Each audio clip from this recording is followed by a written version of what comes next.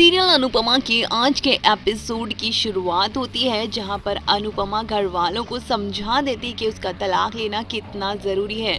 अगर उसने तलाक नहीं लिया तो वो एक ही पल में उसके ज़िंदगी कैद होकर रह जाएगी, जो मोमेंट उसने अनुराज और काव्या को साथ देखा था।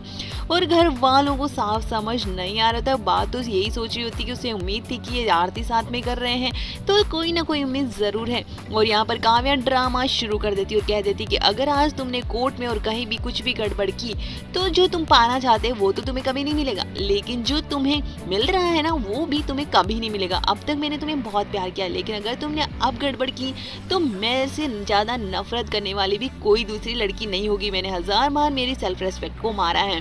तो वही अनुपमा कह देती कि मैं अपनी सेल्फ रेस्पेक्ट को आपके लिए कभी नहीं मार सकती और घर वालों को समझा देती है। और यहाँ पर तोशु भी माँ को समझाता है और कहता है कि हमें माँ की इस फैसले का रेस्पेक्ट करना चाहिए और वो फैसला उनके लिए होना चाहिए। वहीं पर दिखाया जाता है दूसरी काव्या काफ़ी खुश होती कि चलो फाइनली आज तलाक हो जाएगा। सुबह सुबह यहाँ पर अनुपमा निकल रही होती है वनराज के साथ ही, और वनराज की वॉच में उसकी साड़ी अटक जाती है और उस पर लगा हुआ एक फ्लोवर उसके वॉच में रह जाता है, जबकि अनुपमा अपनी साड़ी को निकाल लेती है और वो उस फ्लोवर को लेकर अपनी पॉकेट में रख लेता है। तभी वहाँ पर अनुपमा बेहोश हो जाती है। अनुपमा को बेहोश होकर देखकर सभी घर वाले डर जाते हैं और डॉक्टर को बुलाया जाता है। डॉक्टर अद्वित खन्ना नहीं होने की वजह से किसी असिस्टेंट को बुलाया जाता है और वो कहता है कि मेडिसिन खाने की वजह से ऐसी हालत है।